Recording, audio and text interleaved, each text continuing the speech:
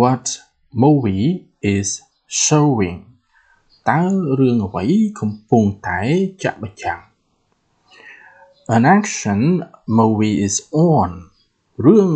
វាយគ្នាគឺកំពុងតែចាក់បញ្ចាំងមានន័យថាកំពុងតែចាក់បញ្ចាំងរឿងវាយកាប់ចាក់គ្នាអីចឹងទៅបាទឥឡូវយើងមើលជាបន្ត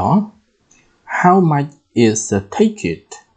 តើសម្បត្តិនឹងថ្លៃប្រមាណដែរ It is $5 សម្បត្តិគឺវាមានតម្លៃ$5បាទឥឡូវយើងមកមើលជាបន្ត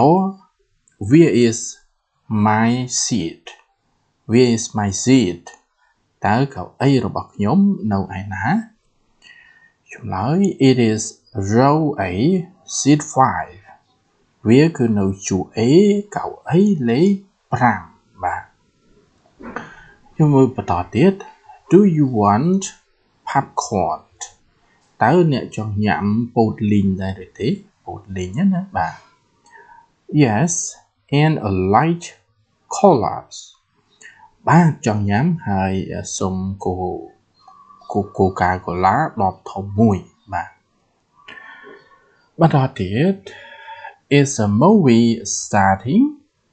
តើរឿងកំពុងតែចាប់ផ្ដើមហើយមែនទេបាទ Yes turn out your phone បាទរឿងគឺចាប់ផ្ដើមហើយសូមបិទទូរស័ព្ទរបស់អ្នកបន្តទៀត Was the movie good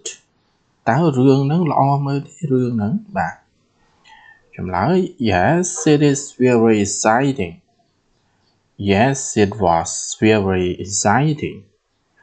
រឿងហ្នឹងគឺវាល្អមើលហើយវាគួរឲ្យរំភើបរីករាយមែនតើបាទជាយើងបញ្ចប់ត្រឹមប៉ុណ្ណឹងជួបគ្នាមេរៀនក្រោយជាបន្ត